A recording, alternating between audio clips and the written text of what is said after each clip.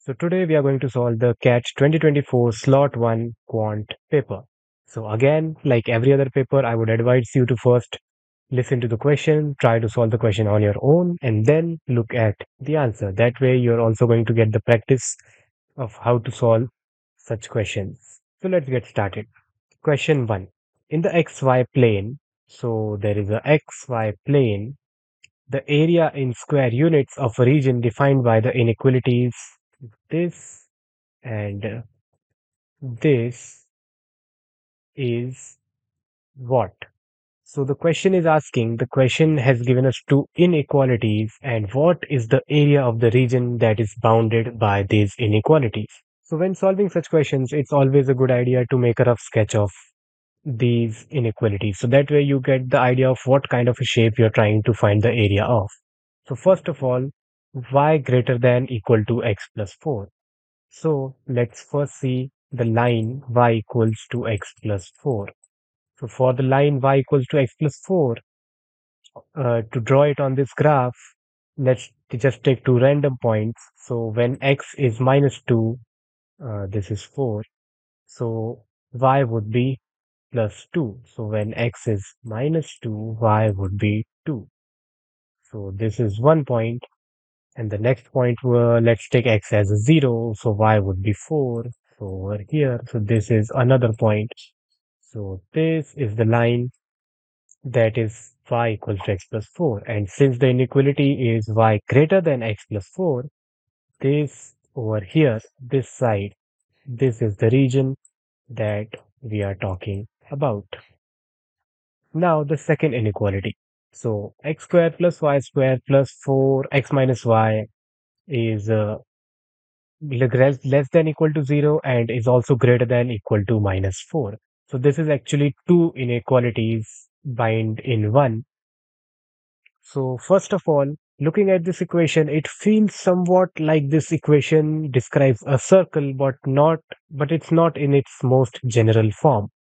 So we know that any equation in the form x minus a whole square plus y minus b whole square equals to r squared defines a circle which has the radius r and is located at a comma b. So let's try to convert this equation into this form so that we'll know what circles it is trying to describe. So we have x squared plus y squared, and let's open the bracket and substitute the 4 inside. So we'll have plus 4x minus 4y, and let's take the x terms together and let's take the y terms together and try to factor them so that we get an equation in this form. So what we can do is we can use a method called completing the square. So if you see, for the x terms, we have x squared plus 4x. Now if we just had another plus 4, it would be it would become the form of a square plus b square equals to a plus b whole square equals to a square plus 2ab plus b squared. So let's just add a plus 4 and also add a minus 4 so that we do not change the actual value, and then take this and then we can convert this into x plus 2 whole squared, and the minus 4 is there as it is. And same with the y, but it has a minus 4y. So this is the identity of a minus b whole square. So we'll also add a plus 4 minus 4 and then we'll keep a minus 4 aside. So we'll get plus y minus 2. So y minus 2 whole squared minus 4. So these two minus 4s will become a minus 8. So what we get is, let's take both the identities separately. So first we'll get x plus 2 whole squared plus y minus 2 whole squared minus 8 is equal to minus 4. So this minus 8 can go over there and become a plus 8, and that way we'll get plus 4. So this equals 4, and the second one is also the same thing, but it just equals plus 8 and not a 4. So back to our diagram, what do these represent? So this is a circle located at minus 2 plus 2, since the general form has minus, so don't forget to invert the signs. So this one has a, this is a circle at minus 2 plus 2. So minus 2 plus 2. So this point over here, and the radius is root over 4. So root over 4 is just 2. So this is the circle that this equality defines. And this is this part of the equation, right? And since this is greater than or equal to, the area that we want is outside of this circle. So all the region that is outside of this circle, that is what we want. So now again, for the second one, it is also a circle located at the same point, because it is also x plus 2 and y minus 2, but it has the radius of root over 8. So root over 8 is nothing but 2 root 2. So 2 root 2 is 2, but a little further away, right? So somewhere around here. Let's not, we don't have to draw it very accurately, but just get the idea of the shape, right? And since it is less than or equal to that number, so this was greater than equal to over here, and this was less than equal to over here. What we want is the region, this, this exact region over here. So inside of this circle, outside of this circle, and on this side of this ring. This, the area of this region is the answer. So how do we find this area? So to find this area, what we can do is first let's find the area of the whole ring. And then since this line divides the ring into two, exactly half here and exactly half here, because it passes through the center of the circle, we can just divide the area of this ring, complete ring, and then we'll get the area of this strip over here. So what is the area of the complete ring? It's just the area of the bigger circle minus the area of the smaller circle. So what is the area of the bigger circle? Let's take another color. So the area of uh, circle is pi r squared. So we have pi, and r is just root 8. So r squared would be 8. And the area of the smaller circle over here is nothing but 2, right? The radius of the smaller circle was 2 and the bigger circle was root 8. So the smaller circle is just pi 2 squared, which is 4. And to get the overall final area, we divide all of this by 2 to get the area of this strip.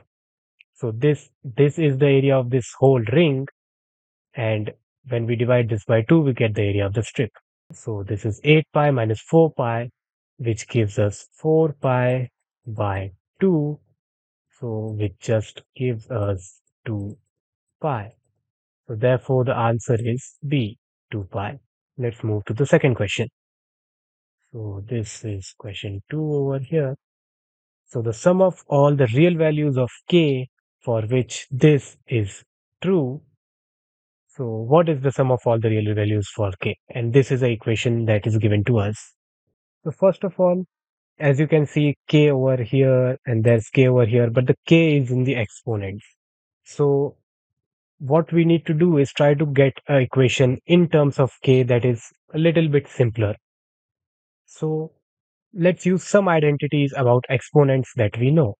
So we know that uh, a raised to minus x is just 1 upon a raised to x. So therefore, let's try to simplify this equation after each step. So using this, we know that this is nothing but 8 raised to minus 1 whole raised to k into this whole number 32768 raised to minus 1 raised to 1 by 3 equals to again 8 raised to minus 1 into this number 768 raised to minus 1 whole raised to 1 by k. So now again, if you notice this, one thing that you might notice is 32768 is an even number, and we might try and think of an idea that since we have a 8 over here, and since cat likes to give us questions which are a play on numbers, maybe this is also a multiple of 8. Maybe this number over here can be expressed as 8 raised to x. So let's just try this. So let's divide this once by 8. So let's try to express this as 8 into something. So let's divide this by 8. So 32, so 8 goes 4 times, then for 7, 0 times, then 76. 8 goes 9 times, and 4 is the remainder. 4, 8 is just 6 times. Let's try to divide this by 8 again. So we get 5, 1, and 2 into 8.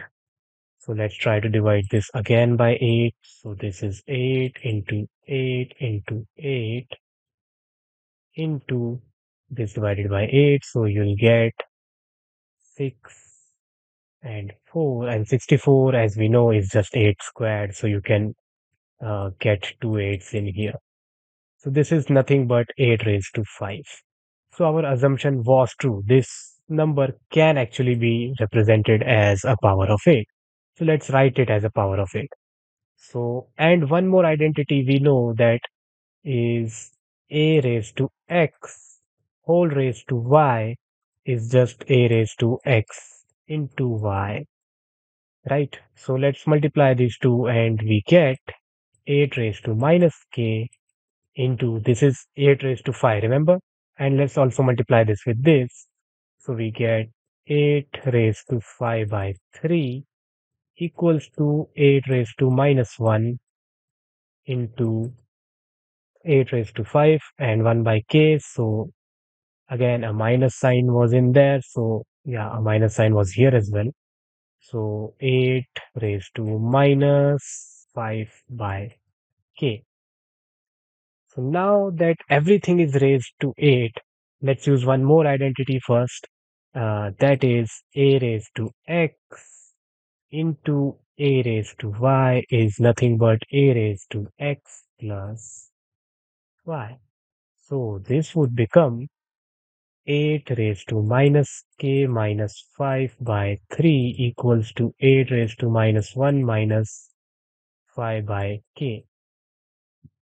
And since the base is the same, we can just equate the exponents now. So let's clear some area over here. So now we finally get minus k equal minus 5 by 3 equals to minus 1 minus 5 by k. So let's simplify a little more. Let's multiply both the sides with 3, this side with 3 and this side with k. So let's get this as k by 3, and let's turn this minus k by k so that we can add them. So we'll get minus 3k, this is a minus sign, minus 5 by 3 equals to minus k minus 5 by k. Let's get that k over here and 3 over here. So what we'll get is finally we'll get minus 3k squared minus 5k equals to, the 3 goes over there, so minus 3k minus 15. So let's bring all of this one side. So we get minus 3k squared, and minus 3 becomes plus 3 over there. So we'll get minus 2k plus 15 equals to a 0. And let's just multiply the whole equation with minus 1 so that the variable terms are positive. So we have 3k squared plus 2k minus 15 equals to 0. So finally, we have this equation. Now, what is the question? The question is the sum of all the real values of k. So, what is the value of k? So, if we have this equation, the value of the k is nothing but the root of this equation, right? We can factor this equation and then find the roots of this equation and then add them up. But in this equation, we know that a equals 3, b equals 2, and c equals minus 15. We have a formula for finding the roots, which is just minus b plus minus root over b square minus 4ac upon 2a.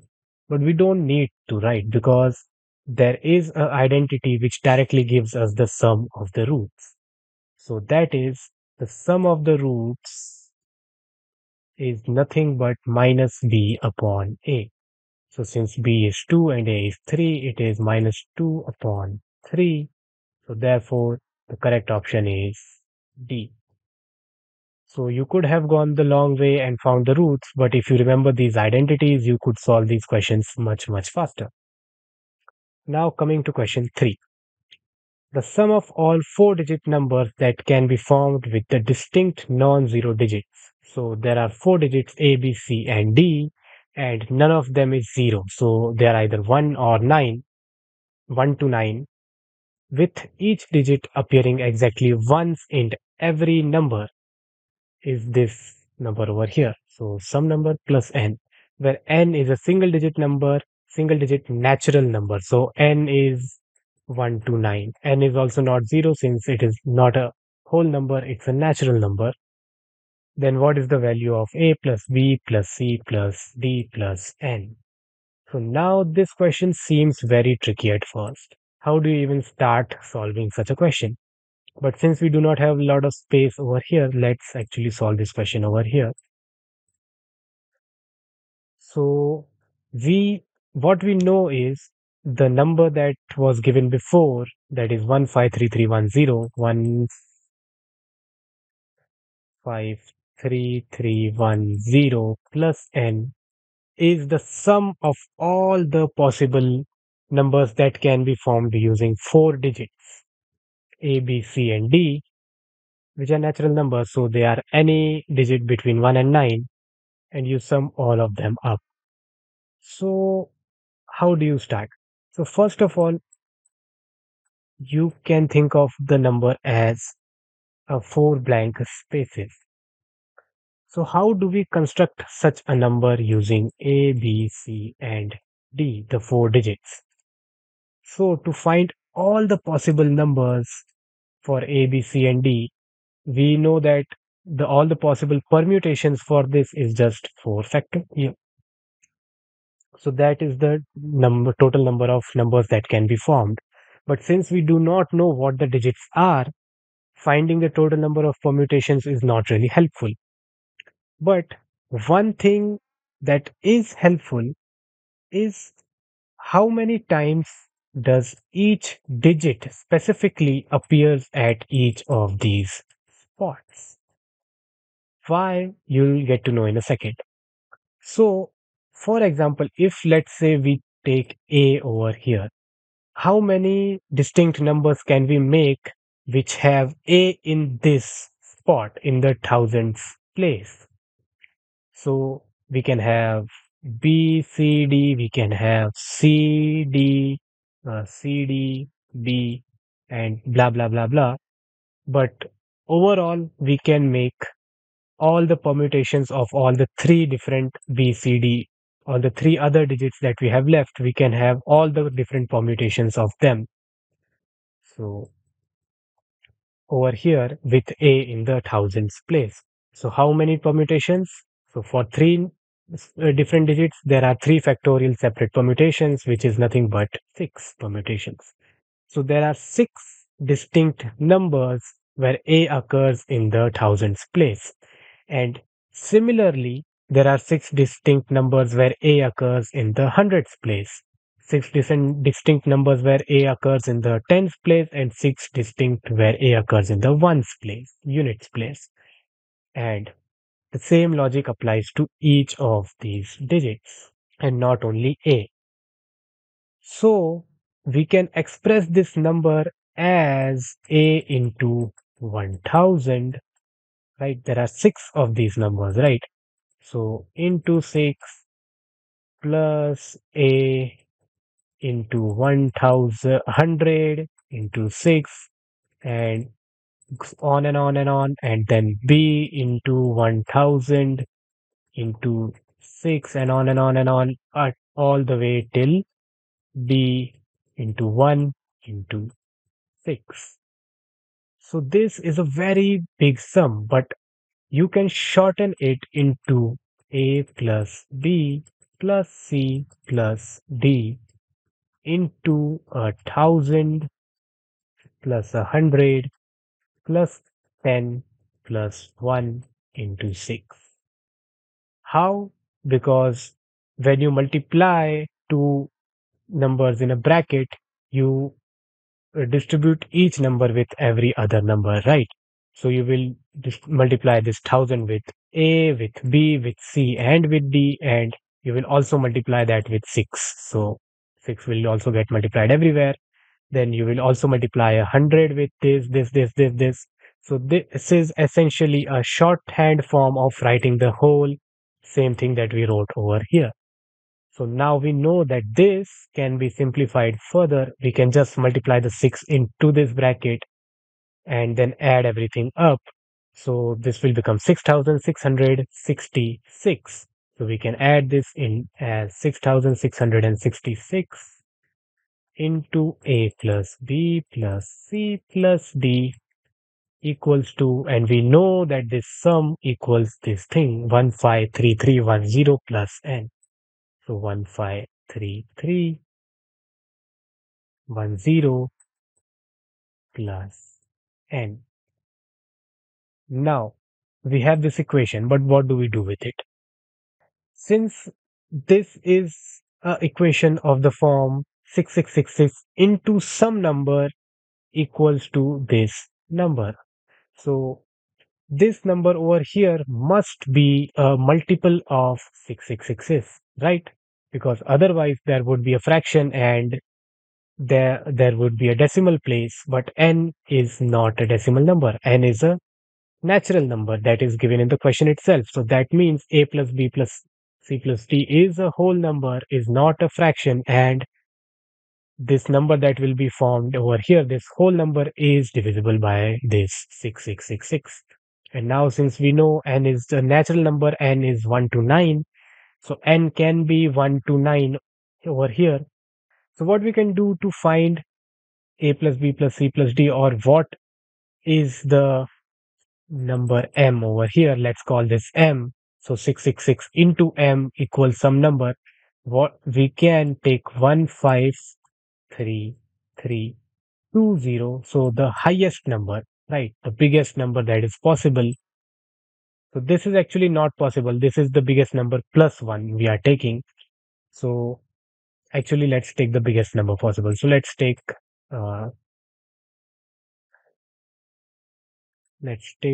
19. So this is the highest number possible. So what happens is we'll try to divide this by 6666.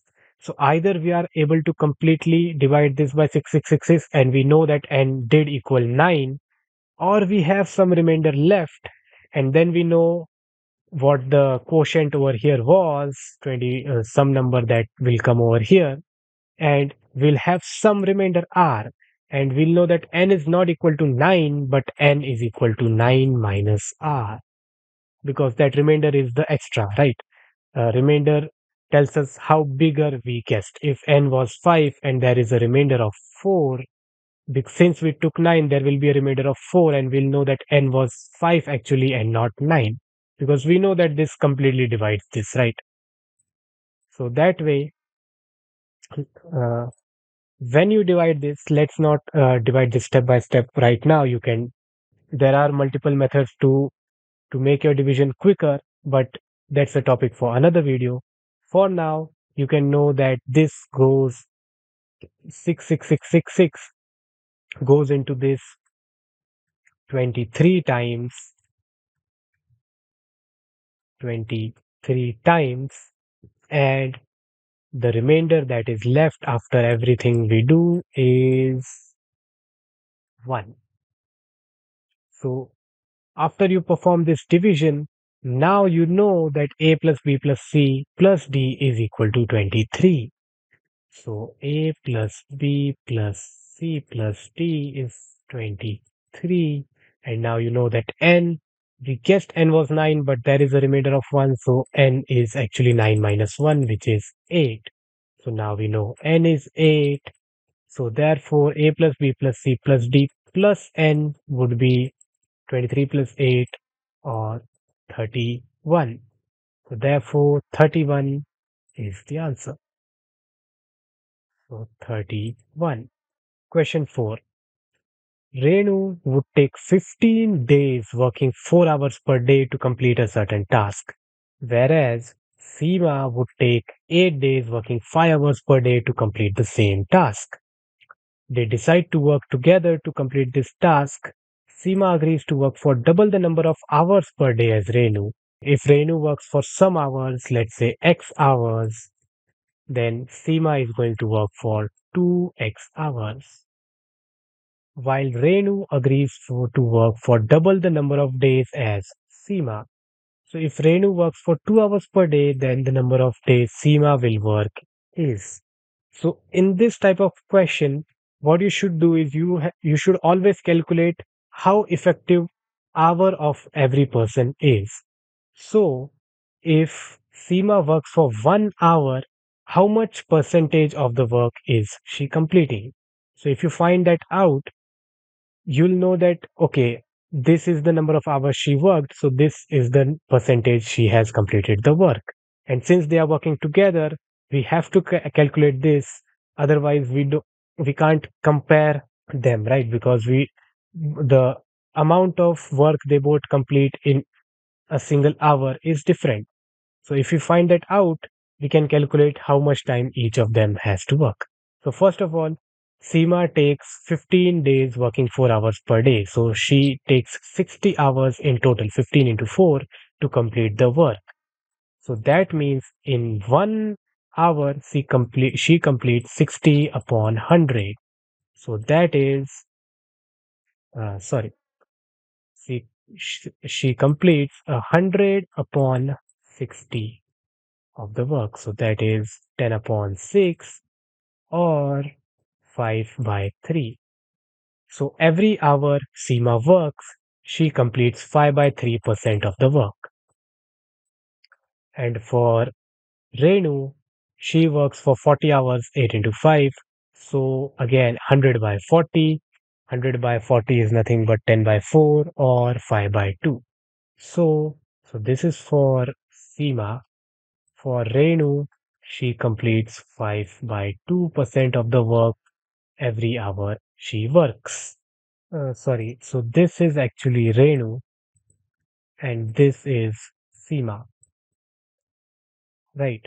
So now we know that Renu is going to work for 2 hours per day and Seema is going to work for 4 hours per day. Since Seema agreed to work double the number of hours per day as Renu. And if Seema is going to work for Y days, Renu is going to work for 2Y days because she has agreed to work twice the number of days. So if Renu works for 2Y days and she works for 2 hours a day and completes 5 by 3% of the work every day, plus Y number of days worked by Seema. She works for 4 hours a day and completes 5 by 2% of the work every hour, and they complete the 100% of the work in total. So now we have got ourselves an equation with only one variable, so we can solve for y. So if you solve for y, what you get is you can cut this 2, you get 2 over here, so this is 10, and this is 10 by 3, so you get 20 by 3 y plus over here you get 10 y equals 100. And let's make this 30 by 3 so the denominators are the same, and let's move the 3 over there. So you get 50y equals 300, and therefore y equals 6. So therefore Seema is going to work for 6 days. So 6 is the answer. Now let's get to question number 5. So question 5 is, for any natural number n, let a of n be the largest integer not exceeding root of n. Then the value of a1 to a50 is. So what does this mean? So for any natural number n, let a of n be the largest integer not exceeding root of n. So largest integer not exceeding some number is just the floor rounding of that number. So if we had 8.7, the largest integer not exceeding this is just 8, right? So we are just rounding the number to the floor. So what it is asking is just uh, till 1 to 50, we are taking the square root of each of the number, and we are also rounding it down. And what is the sum of that? So let's go over here to find this out. So you can do this in the painstaking way of 1, the square root would be 1. For 2, the square root would be 1 point something something, but still it would be 1. For 3, it would be again 1 point something something, but we'll take the floor. So again 1. For 4, it will be 2. For 5, again 2 point something something. So again 2. 6 would be 2 point something something, but we'll take 2. 7 would be 2 point something something. We'll take 2 only. 8 also 2 point something something, but we'll take 2. And finally at 9, we get 3. So you can do this till 50 and add all of this up, but obviously in the exam, you'll not have this much time. So here's a pattern that you might have noticed. Till we get to a number that is a perfect square, the numbers below that all have the same floor rounding of the square root, right? So for 1, till we get to 4, which is the next perfect square, all the uh, all the a of n over here are the same. They are 1. They are the root of this number. Again, same till here. From 4 till we get to the next perfect square, which is 9, all the numbers over here are just 2, which is the root of 4. So you can write the sum as, instead, from a of 1 till a of 3, all the things would be the same. From a of 4 till a of 8, everything would be the same. A of 9 to the next perfect square, which is 16. So a of 15, a of 15, everything will be the same. And a of 16 to a of 24, everything would be the same. A of 25 to a of 35, everything would be the same. And a of 36 to a of 49, everything would be the same. And finally, a of 49 to a of 50, everything would be the same. And we'll stop at 50 because 50 is the last number in the question. So now what we just have to do is we have to find how many numbers are there in this range and multiply that with a of this. So this is nothing but a of 1 into how many numbers are there between a of 1 and a of 3. So between a of 1 and a of 3, there are 3 numbers. So that is 3 minus 1 plus 1. So there are 3 numbers who have the root is 1. So we'll get 3. Then 8 to 4, there are 5 numbers with the root 2. So we'll get 10. There are 7 numbers with the root 3. So we'll get 21. There are, over here we have 6 plus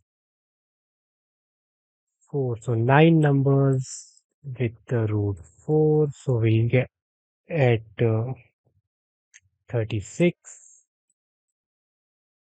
Then there are 11 numbers with the root 5, so we get 55. And over here, this is 49. So 9 and 4, 13, 14. So there are 14 numbers with the root 6. So, sorry, 13 numbers.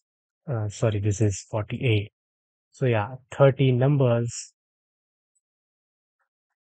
So there are 13 numbers with the root 6. So we'll get 78. And finally, there are two numbers with the root 7. So we'll get 14.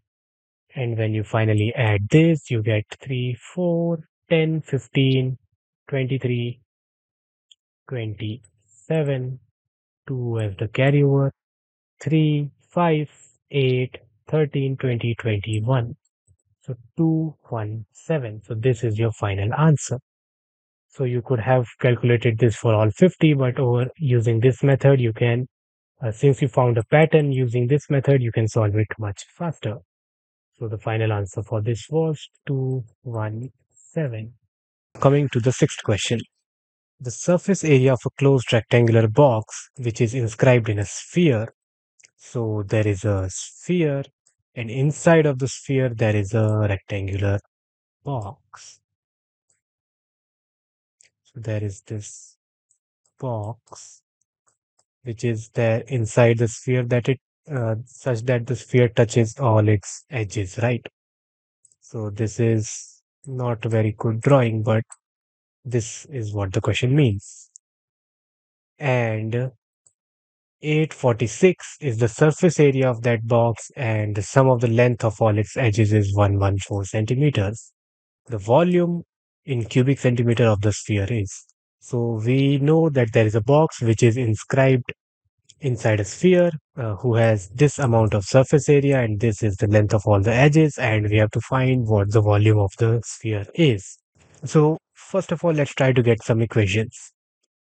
We know that length of all the edges of a box is just 4 times length of A plus 4 times length of B plus 4 times length of C. So that is equal to 144. Why? Because all the edges are there 4 times in a box. So if this is a box, let this depth be edge A. So there are 4 of these. Let this height be edge B. Then there are also 4 of these over here. And the width be C. So there are again 4 of these. So since 144 is also divisible by 4, we can divide the whole equation by 4. So we get A plus B plus C equals to 144 divided by 4 is nothing but 36. Now for the second equation, the surface area of the cube is just 2 times the area of each of this face. So this face, the face on the top, and the face over here, inside over here, and this face that is facing us. So the area of all of these faces, and then we just multiply that by 2 because there are there is this section which is on the right, bottom, and behind. So this is just A times B plus this is B times C, and the top one is just A times C. So what is this? This is nothing but 846. So now we have A plus B plus C equals 36, and 2 times AB plus BC plus AC equals 846. So now it might not really be obvious what you can do from this point on, because there is only two equations with three variables in them. But what we can actually do is, since we don't actually need to find the exact values of A, B, and C, what we only need to find is the radius of this sphere, because after we find the radius of the sphere, we know that the area is just 4 by 3 times pi r cube. And to find the radius, we using A, B, and C, what we can find is Let us say this is a cube. Let's make another cube, box actually, not a cube. The point from over here and the point over here, the line that goes from here to here is made from three vectors, right? This vector, and this vector that goes up to the top. So therefore, the diagonal of this big box can be written as root over a square plus b square plus c square. So if we are able to find this, we don't have to find what the actual values of a, b, and c are. So first of all, since we have a plus b plus c, we also and we know that there is an identity which is a plus b plus c whole squared is equal to a squared plus b squared plus c squared, a squared plus b squared plus c squared plus 2 times ab plus bc plus ac. So now since we have this also over here and we have a plus b plus c, where we can take this over here and then we can find what is a squared plus b squared plus c squared. Since there is not enough space in here, let's go back to our notebook. So now we know that a plus b plus c is nothing but 36. So 36 whole squared, since this plus goes over this side, this becomes minus, and 2 times a b b c b c b a b b c and AC is 846. So 846 is a square plus b square plus c square. So this is nothing but 1296, which is the square of 36. If you want to know how to find such squares very quick, there is also a video on the channel. Good. You can check that out. But for now, let's not dive deep into the calculations. Minus 846, which will give you 450. And we have to find the root of this. Since we have to find the root of this, right? So this is the root of this is the root of a squared plus b squared plus c squared. So is equal to the root of a squared plus b squared plus c squared. So what is root over 540? 540 can be written as 15 into 15 into 2. So therefore we can write this as 15 root 2. So the length of the diagonal is 15 root 2. So diagonal is the diameter of the sphere, right? If the box is inscribed inside of the sphere, the box is inscribed perfectly inside the sphere, then this point to here, this point is nothing but the diameter of the sphere. And to find the radius, we just divide this by 2. So now that we know the radius, the area is just this thing times 4 by 3, this thing cube times 4 by 3 times pi.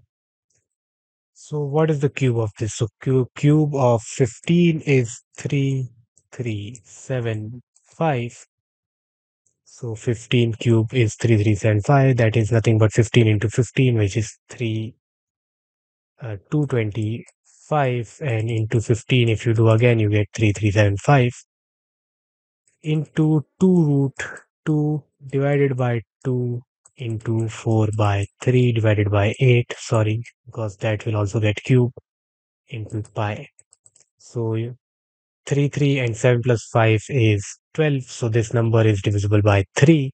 So this is 1, 1, 2, 5. So you can cut this. You can cut 8 and 2 and you get 4, and then you can cut the 4s as well. So what you get is root 2 1125 pi. So is this an option? So 1125 root 2 pi.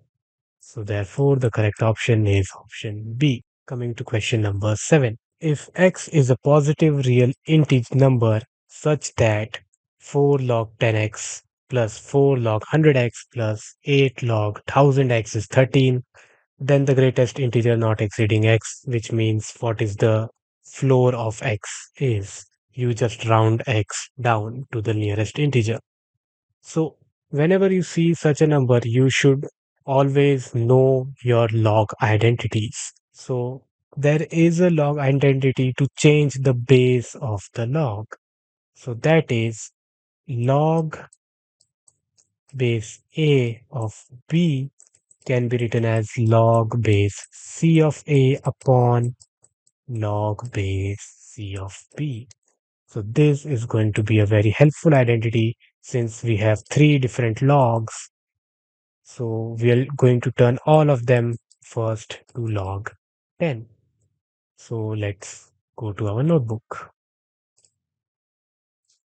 So first we have 4 log 10. So we have 4 log 10 of x plus we have 4 log 100 of x. So 4 and instead of log 100 of x we'll write log 10 of x and log 10 of 100. So log 10 of 100 is nothing but 2 because 10 squared is 100. So let's write it as is for now. We'll simplify in the next step. So then 8 log 1000 x. So again 8 and log 10x upon log 10 of 1000. So this is nothing but 3 because 10 cubed is 3 equals to 13. So simplifying this a bit, we get 4 log 10 of x plus 4 log 10 of x by 2 plus 8 log 10 of x by 3 equals to 13. So let's simplify this equation a bit more. Let's uh, convert each of the bases to 6. So this would be 6 fours are 24 log 10x upon 6 plus 3s are 12 log base 10 of x upon 6 plus this 2s are 16 log base 10 of x upon 6 equals to 13. So what we do, we take all these 6's and we get it over there. So we have, and we then add all of these. So what we get is 16 plus 24 is nothing but 30, 40, 52. So 52 log base 10 of x equals 6 into 13 is 78. So log base 10 of x is 78 divided by 52. So which is something around 1 point. We have 78 divided by 52. So we have 1.52. You subtract, you get 8, then 8. So 26. Add a 0. Point. So it's 52. So that means it will go 5 times exactly. Right? Yeah. So 1.5. So that means x equals to 10 raised to 1.5. So what is 10 raised to 1.5? So 10 raised to 1.5 is 31.6 something something something, but you only have to find the nearest integer, so we don't care about the part after this, and the answer is 31. So therefore the answer for this is nothing but 31. Question number 8.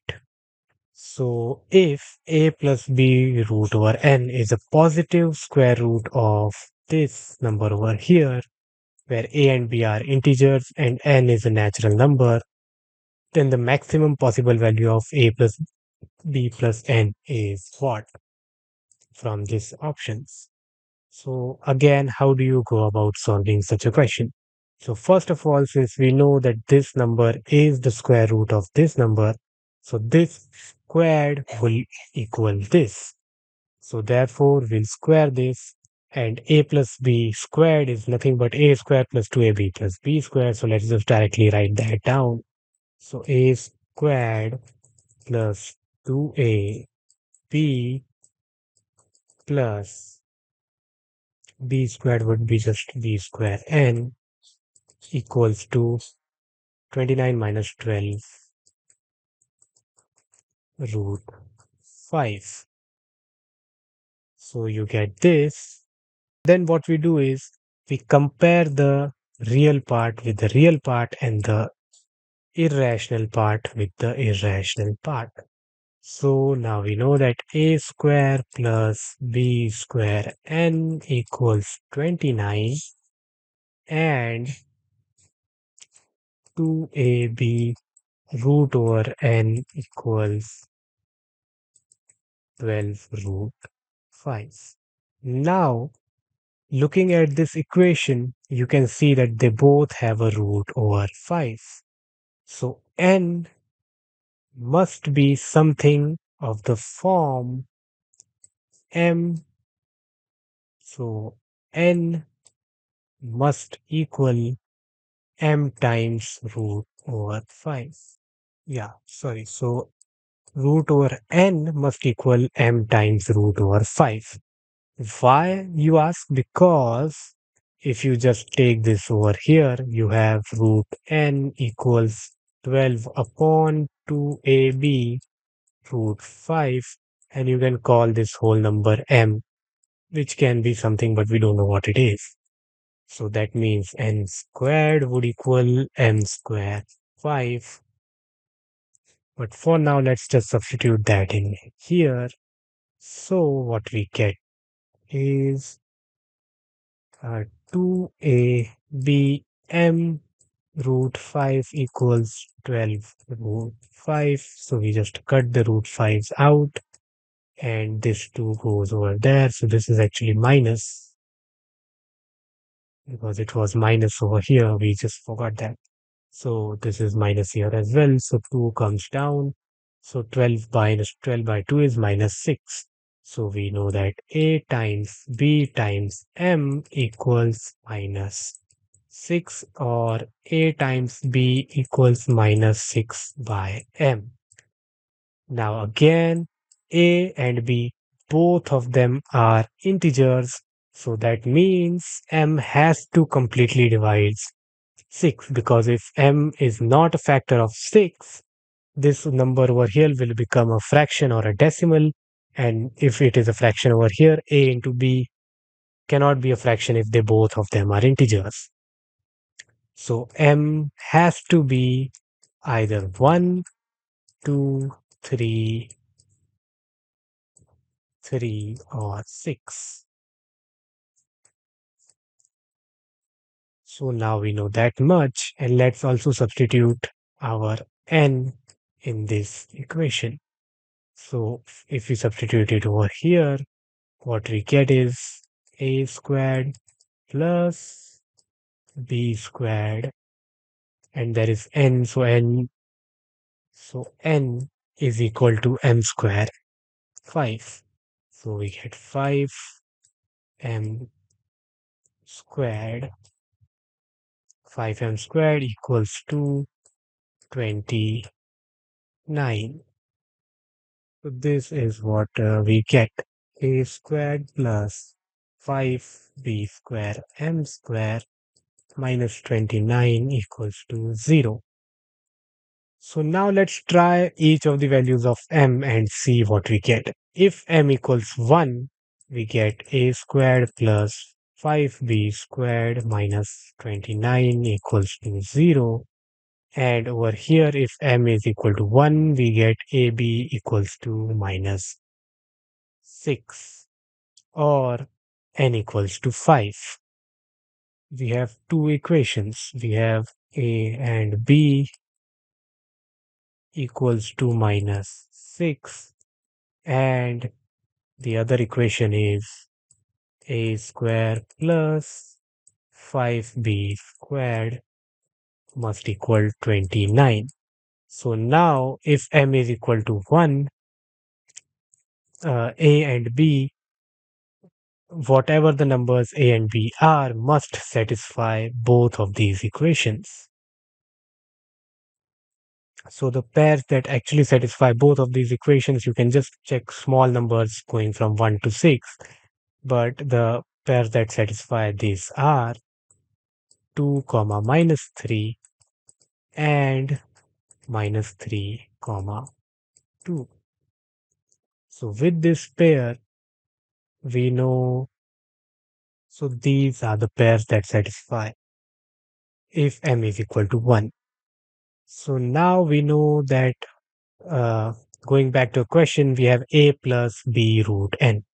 So let's write it. So if a is 2, then a, we get 2 minus 3 root 5. And if a is minus 3, we get minus 3 plus 2 root 5.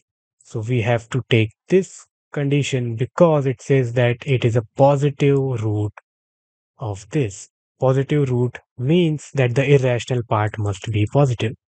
So we have minus 3 and 2. If this is the case, what is the sum? So we have minus 3 plus 2 plus 5, which is equal to 4. So 4 is one possible sum of a plus b plus n. Let's take another pair. So what if m is 2? So if m is 2, then we get ab equals to minus 3, and the other equation becomes, so we had a square plus 5b square m square. So if m is 2, this becomes 4. So 4 5 are 20. So we get a squared plus 20b squared equals to 29. So the pair of options that satisfy this, since both of them has to multiply to 3, the and they have to multiply to minus 3, the pairs are minus 1 comma 3 and 3 comma minus 1. So these are the pairs that satisfy. So again, writing the equation as is, we get a is minus 1 plus 3 root n. Then what is n this time? So we know that n is, where is n? So n is nothing but m squared 5. So if m is 2, then it is 2 squared 5, so that is 20. So this time n is 20. So root 20. And we also get 3 minus 1 root 20. But again, we discard this because we have to have a positive rational part. So again, minus 1 plus.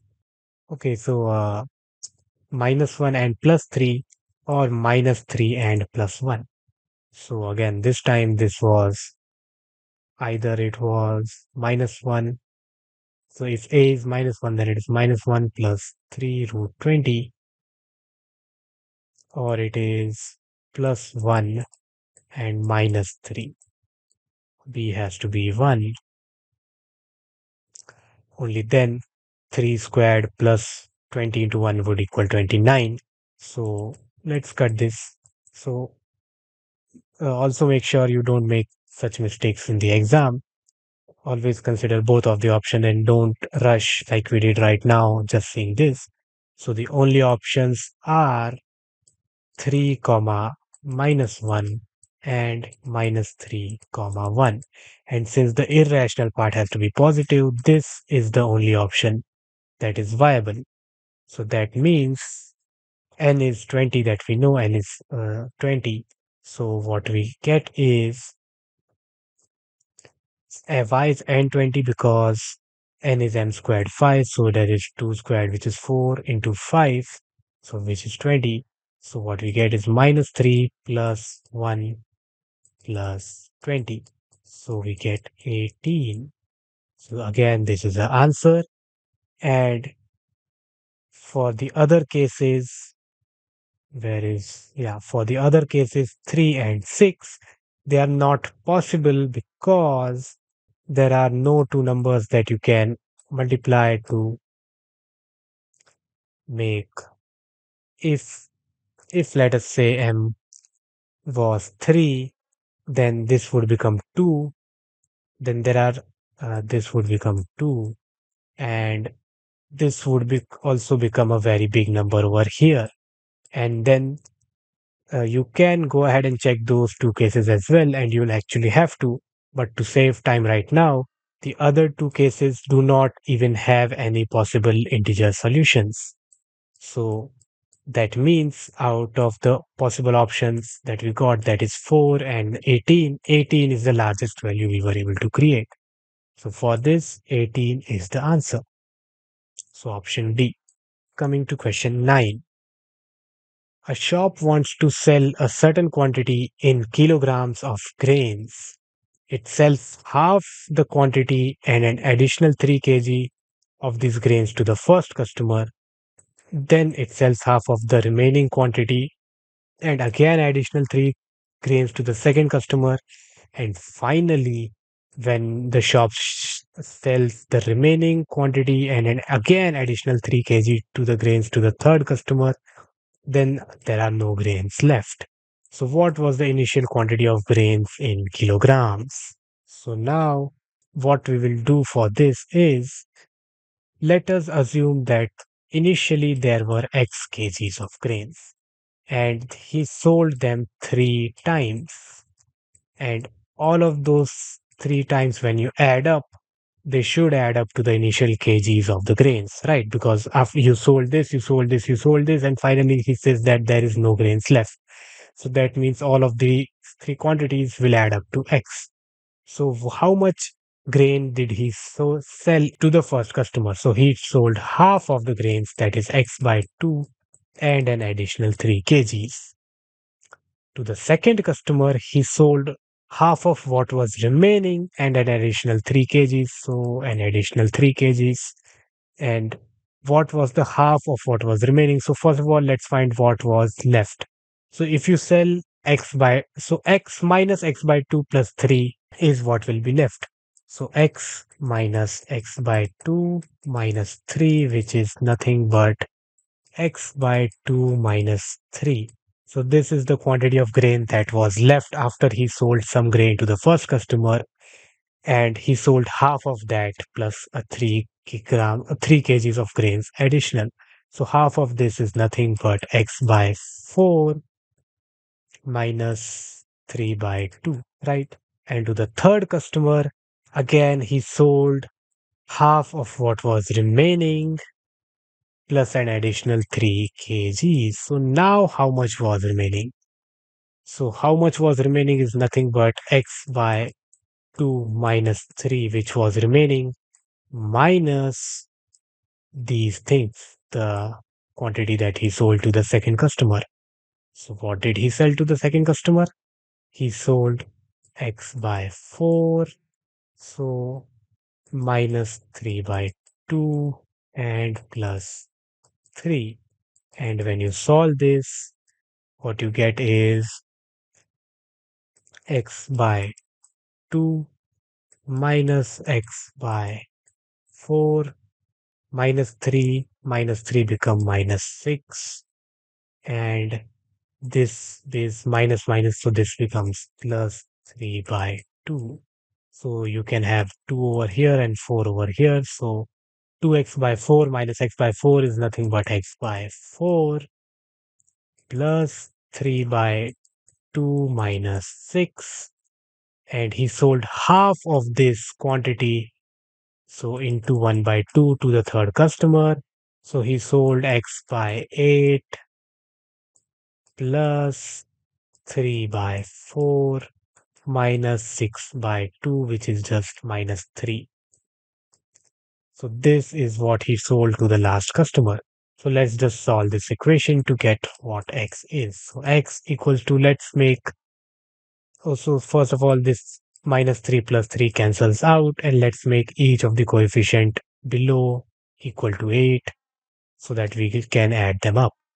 So this will become 4x upon 8 plus 8 threes are 24 upon 8 plus 2x upon 8 minus 4 threes are 12 upon 8 plus 3 upon 8 plus x upon 8, 24. This is not 3, this is 24, sorry. So this is 8 into 3, 24. And again, this would be plus, we have to multiply base by 2, so 6 upon 8. Right, so this is what we get. So all the 8s can go over there, so we get 8x equals to, so there is how many x's in total? There are 7 x's in total, so 7x plus 24 plus 24, 48. 48 minus 12 is 36, and 36 plus 6 is 42, so 42. And if this goes over here, 8x minus 7x is just x equals 42. So therefore 42C is the answer. Now coming to question 10. So let x, y and z be real numbers satisfying this equation, then what is a equal to? So for this type of a question, you need to know a theorem known as the Cauchy-Schwarz theorem. So what this theorem states is that when you multiply two vectors, that is a vector a v and u, and you take the whole square, that is always less than or equal to if you squared them independently and then multiplied them. So this is a theorem and it has a very good visual proof as well, but we'll make another video for that. But for now, just assume that you do know this theorem.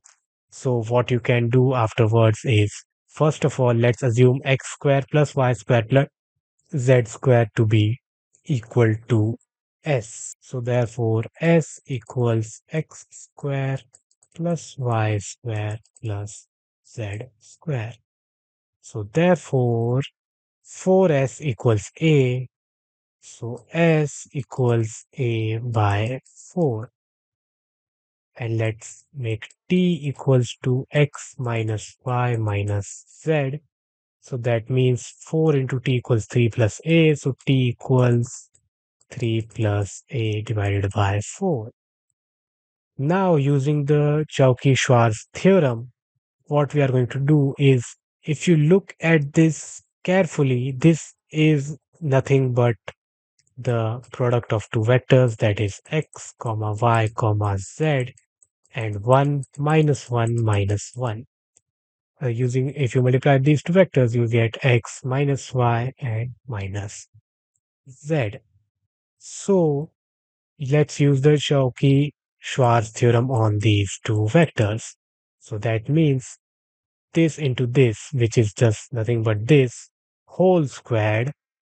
So that is x squared plus y squared plus z squared. So when you multiply this, you get x minus y minus z, and then you just square each of the terms.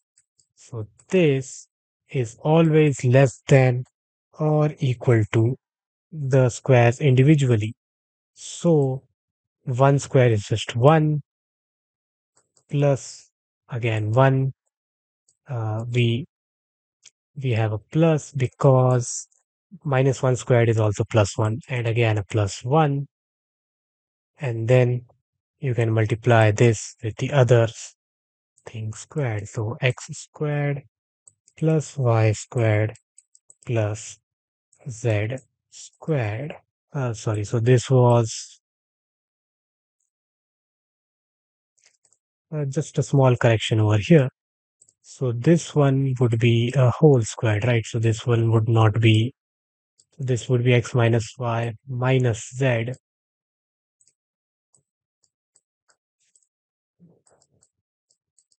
whole squared is less than equal to the individual squares. So this over here is nothing but t. So we have t squared less than equal to 1 plus 1 plus 1 is nothing but 3, and this is our s. So we have t squared is always less than or equal to 3 times s. And we have s and t both in terms of a, so let's just substitute that. So we have 3 plus a upon 4 whole squared is always less than or equal to 3 times s, so which is just a by 4. So let's solve this to get the value of a. So let's first take this to our notebook since we have run out of space. So if when we square this, what we get is nothing but the upper number squared upon the lower number squared. So a squared plus 2ab. So 6a plus what is b is nothing but 9 upon 16 equals to, not equal to, sorry, less than or equal to 3a by 4. 3a divided by 4. So we multiply both of them by 16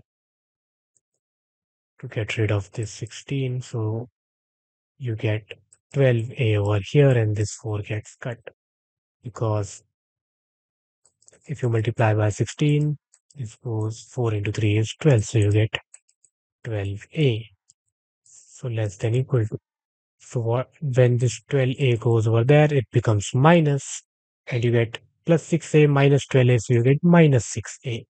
So what you get finally is nothing but a squared minus 6a plus 9 is less than or equal to 0.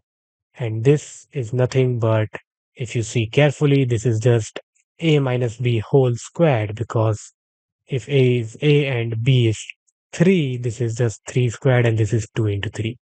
So you get a minus 3 whole squared is less than or equal to 0. And a square can never be less than 0. So a square has to equal 0. So that means this has to be equal to 0. And finally, if a minus 3 whole square is equal to 0, that means a minus 3 is also equal to 0, since only 0 raised squared is 0. And when this 3 goes over there, a is equal to 3. So a is equal to 3, and that is our answer because we had to find the value of a. So a is equal to 3. So B is the correct answer.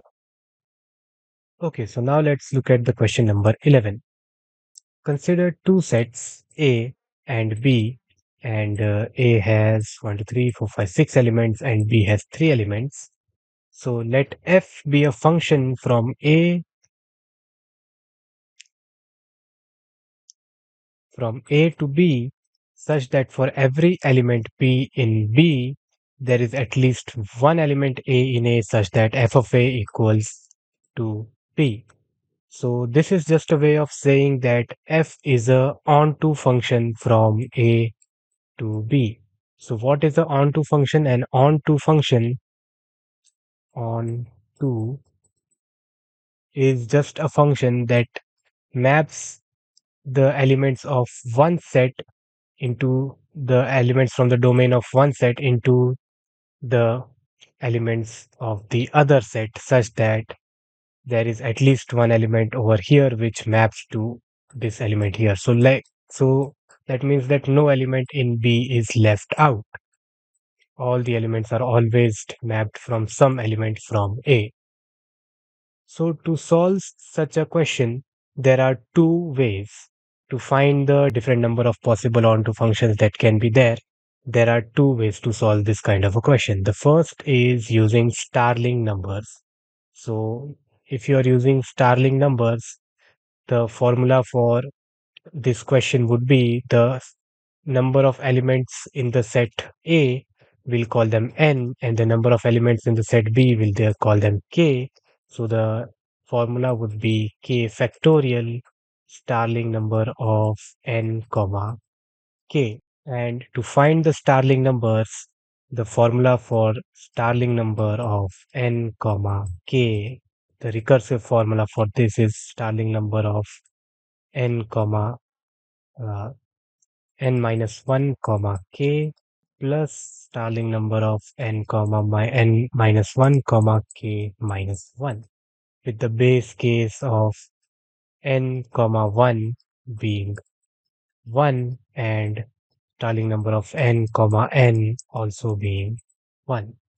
So you can use this recursive formula, but there's a better and easier way to solve such questions. So we'll also look at that. I just showed you the Starling numbers formula so that you know that this is also a possible way to solve such questions. But the second possible method is using the inclusion exclusion formula. So what that formula states is the number of elements in the second set. So in our case, that is 3 raised to the number of elements in the first set. So that is 6. Then we have minus the what we'll do is we'll have the number of elements in the second set, choose 1, bracket close, then this number minus 1, so we'll have 2 raised to 6, then plus, again this time 3, choose 2, 1 raised to 6, then there will be minus 3, choose 3, 0 raised to 6, but since 0 raised to 6 is 0, so that just becomes 0, so we stop over here.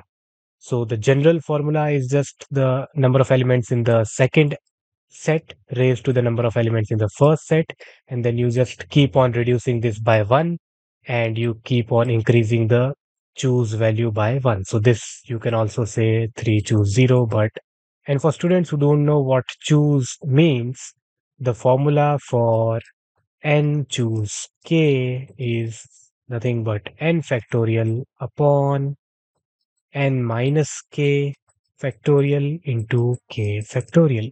So this is the formula for n choose k. So using this formula, what we will get is 3 raised to 6 is nothing but 629 minus we'll get 3 into 64, which is 192,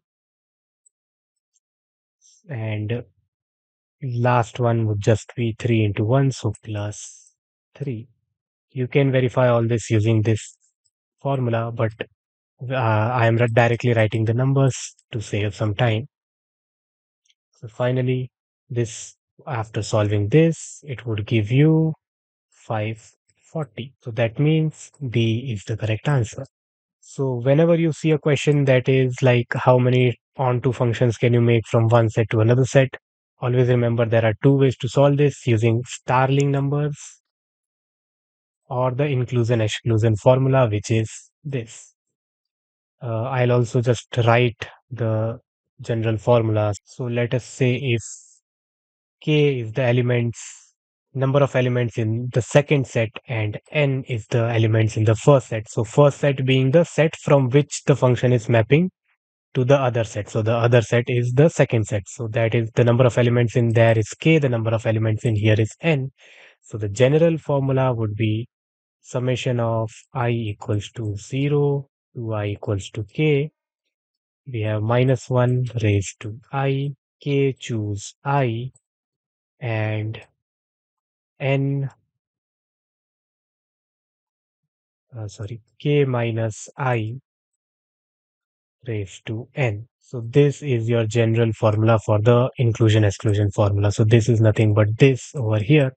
We just wrote this directly instead of writing the general formula, but this is the general formula in case you were wondering. Now coming to question number 12. The selling price of a product is fixed to ensure 40% profit. If the profit, if the product had cost 40% less and had been sold for 5 rupees less, then the resulting profit would have been 50%. The original selling price in rupees of the product is what? So now, if you encounter such a question where they are saying that there was some scenario, then if the scenario had etc., modifications, then the scenario would be different. Like over here, it was 40% profit. Now we have 50% profit. You can always just write this down in terms of equations and get two equations, and then you can solve for the answer. So first of all, the selling price of a product is fixed to ensure 40% profit. So that means the profit is sold for some amount that is 1.4 times the amount the cost. So if the C is the cost, so it is sold for 1.4 times C, because that is by definition what is meant, that 40% profit was there. So since C is the amount that was the cost for the product, we sold it for 1.4 times the C, so that's why we got 40% profit. Now, what is the second equation? The second equation says that if the product had cost 40% less, so if the product would have cost 40% less, so that means if the cost would have been uh, zero point 0.6 C and has been sold for 5 rupees less. So the selling price would have been S minus 5. The profit would have been 50%. So this is equal to 1.5 times this. So this is the second equation that we get. So let's simplify the second equation a little bit. So S minus 5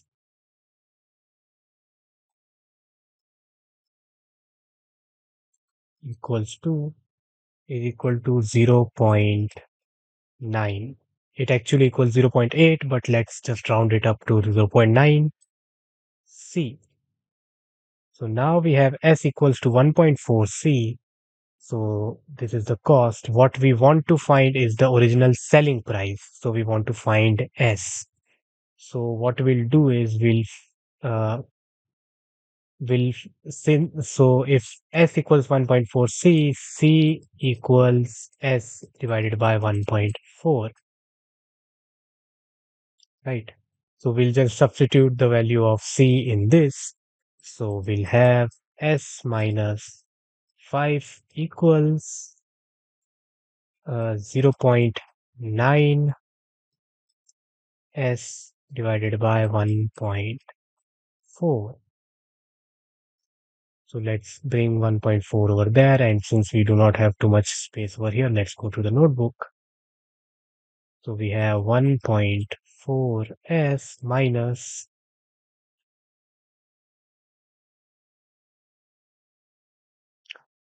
7 equals to, so 0.4 into 5 is 7, and equals to 0.9 S. 0.9 S.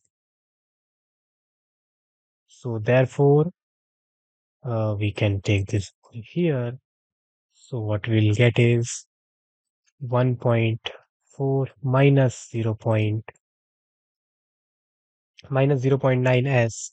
So we'll just simplify it to 0.5 S equals to 7.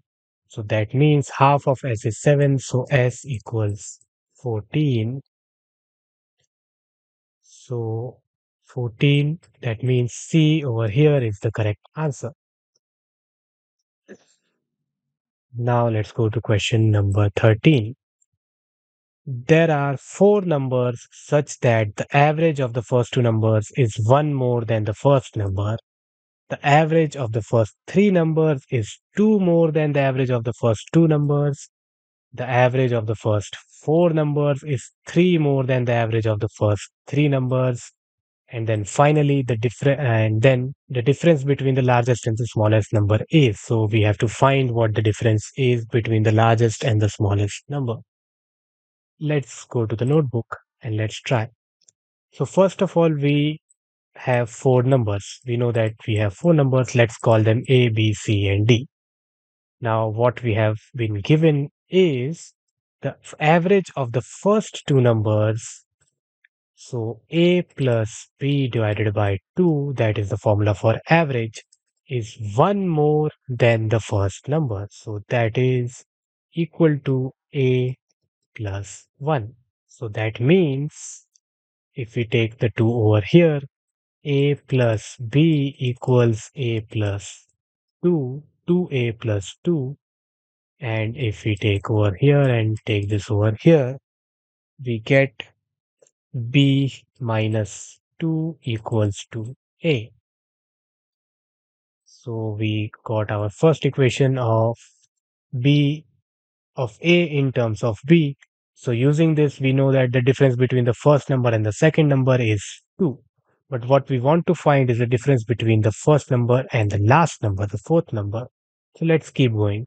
Now we know this. Now the question said that average of the first three numbers is 2 more than the average of the first two numbers. So the average of the first three numbers, that is A plus B plus C upon 3, is 2 more than the average of the first two numbers. The average of the first two numbers was A plus 1. So 2 more than this would be A plus 3. So A plus 1 plus 2 is A plus 3. So which means let's also substitute the value of A inside this, or actually let's substitute the value of B inside this. So we'll get this equation also in terms of C and A. So B would be A plus 2. So let's take this 3 over here. So we have A plus 2 plus C equals 3A plus 9. So this is nothing but 2A.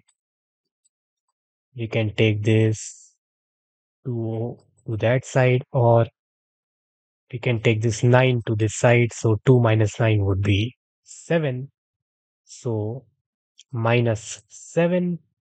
So let's write the C first. So plus C minus 7 equals 3A. So 2A and 3A. So we can cut that 3 and 2A. So we get C minus 7 equals A. So we got our second equation. And now we know the difference between the first number and the third number is 7.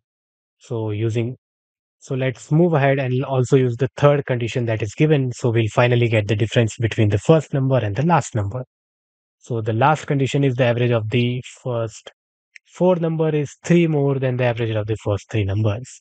So finally, let's take another color. Average of the first four numbers, that is A plus B plus C plus D by 4, equals to 3 more than the average of the first three numbers. So average of the first three numbers was A plus 3. So 3 more than this would be A plus 6. So A plus 6. So let's again simplify this. Let's substitute the values of C and B in this in terms of A. So we will get A plus 2 plus A plus 7. So if we take this here and take this there, we'll get C equals to A plus 7 plus D equals to 4A plus 6 into 4 is 24. So 2 plus 7 is 9. So we have 3A plus D plus 9 equals to 4A plus 24. So if we take the 24 on that side, we'll get 15, and 3A can cut with 4A. So we'll have D minus 15 equals to A. So what the question was trying to ask us is the difference between the last number and the first number, the fourth number and the first number. So let's take this here, take this here. So D minus A is equal to 15. So the difference between the largest and the smallest number, the D and the A is 15. So therefore, 15 is the answer. 15. Let's move to question number 14 now. So 15 is the answer for question 13. Let's move to question number 14. An amount of rupees 10,000 is deposited in a bank A for a certain number of years at a simple interest of 5% per annum. On maturity, the total amount received is deposited in bank B for another 5 years at a simple interest of 6% per annum. If the interest received from bank A and bank B are in the ratio 10 is to 13, then the investment period in years in bank A is what? So what the question is asking is 10,000 rupees were invested in bank A and after some number of years they were taken out. And the interest that bank A was providing was 5% simple interest. So 5% interest on rupees 10,000 every year. And on maturity, that is after we took the money outside of the bank, the original principal plus the interest that we got, we invested that total sum in another bank, bank B, and this time we deposited it for 5 years and at 6% simple interest per annum. So this time we know the interest as well and the time period as well. And finally, after we took that out, the interest that we received from bank A and the bank B were in the ratio 10 is to 13. Then the investment, we have to find out what the investment period in bank A was. So first of all, let's call P1 the amount that we got after maturity from bank A. So P1 would be the initial principal, which is 10,000 plus the interest that we got. So what was the interest that we got? So the interest would have been nothing but what is 5% of 10,000? So 5% of 10,000 is 500 rupees. So we'll get 500 rupees into the amount of years, let's call it Y, the amount of years that we invested the sum in bank A for. So this is the interest that we will receive, and P1 is our principal after the maturity in bank A. Now let P2 be the principal amount after maturity in bank B as well. So what will that be? So from bank B, what we will get is the initial principal, which is 10,000 plus 500 Y. So this is the principal that we had initially, which is P1. So let's just call it P1, or we can write it in full form as well, plus the interest that we got. So what will be the interest that you get? The interest would be for 5 years you deposited the amount. The amount was this, and you will get the interest would be 6% of this amount. So it would be 10,000 plus 500 Y into 60 upon 100. Right? So this will be the interest that you will receive. So this is actually in bracket. What the interest that you will receive from bank B. We can simplify this a little bit. So this will be 5 into what is the what is 6% of this. So we can just cancel out the zeros from here, and 100 into 60. So that would be 6,000 plus sorry, so 6% and not 60%. So it would be 600 plus 500. What is 6% of 500? 300. If for 30. So 6% of 500 is 30. So 30y. And we can also just multiply the 5 inside, and then we will get 5 6 are 30, the 2 zeros. So 3000 plus 150y. So this is the interest that we received from bank B.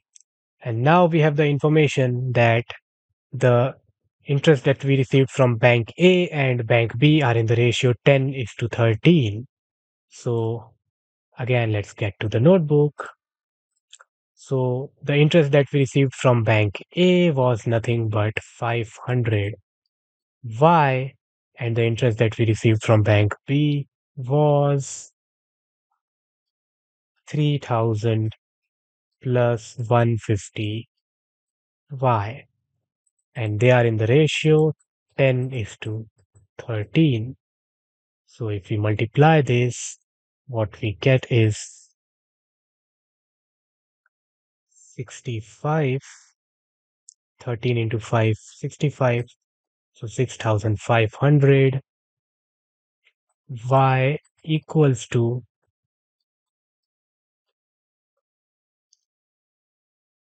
30,000 plus 1,500 y. So that means if this goes over there, we'll have 5,000 y equals 30,000. So therefore y equals 30,000 divided by 5,000 or 6. So therefore, since y is the amount of years we invested the money in bank A, and which is 6, therefore we invested it for 6 years in bank A, therefore option A is correct. And finally, coming to question 15. A fruit seller has a total of 187 fruits consisting of apples, mangoes, and oranges. The number of apples and mangoes are in the ratio 5 is to 2. After she sells 75 apples, 26 mangoes, and half of the oranges, the number of unsold apples to the number of unsold oranges, the ratio becomes 3 is to 2. So, what we have to find out is the total number of unsold fruits that are there. Okay, so let's go to the notebook since there is not much space over here. Let's see. So, first of all, we know that there are a total of 187 fruits. So, there are 187 fruits, and he has apples, mangoes, and oranges. So, let's call it A, M, and O. And we know that apples and mangoes are in the ratio 5 is to 2. So, we can say there are 5x number of apples plus, so A equals 5x and M equals to 2x. So 2x plus O equals to 187, and 5x plus 2x we can write it as 7x. So 7x plus O equals to, this is not a 0, this is a small o, equals to 187. Now, after he sells 75 apples, 26 mangoes, and half of the oranges, the ratio of the unsold apples to unsold oranges becomes 3 is to 2. The number of apples after he sells 75 apples would be, so unsold apples would, we'll call that capital A, equals, so the unsold apples equals 5x minus 75. and the unsold mangoes is 2x minus 26. Unsold mangoes, capital M, is 2x minus 26. And capital O, unsold oranges, would be just small o by 2 because he sold half of them, half of the oranges. The ratio, now what we know is the ratio of the unsold oranges to unsold apples is the ratio of the unsold apples to unsold oranges is 3 is to 2. So unsold apples is 5x minus 75 upon O by 2. So small o by 2 can go up. So this becomes 10 and this becomes 150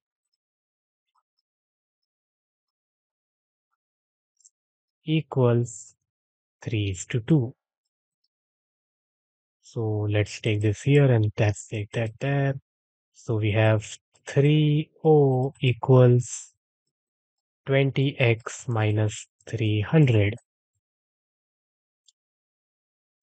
So now we have two equations in x and o, right? This is equation number 2 and the original equation was this, equation number 1. Using these two equations, we can easily solve, we can find what the value of o or x is, right? So what we'll do is this will move over here. So we'll have o equals to say 187 minus 7x, and we'll subtract 3 times this equation from this. So minus 3o equals to minus 7x would become minus 21x minus plus 187 times 3. So 561. So this would cancel each other out. So 0 equals, this would become minus minus plus. So 41x. And this would become 300 minus 561. So minus 261.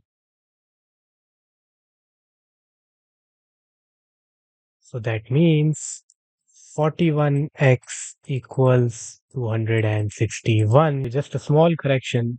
This is minor, since this is plus over here.